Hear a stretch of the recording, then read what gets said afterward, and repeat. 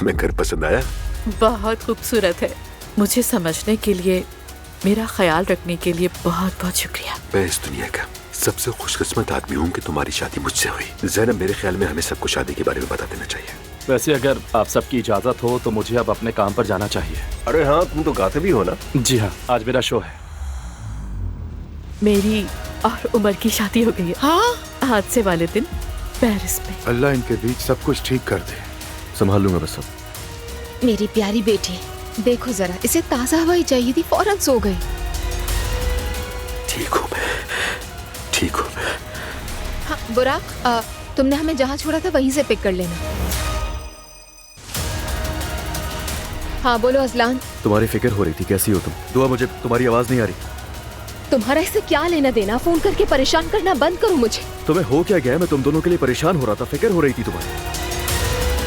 ओह मेरे खुदा।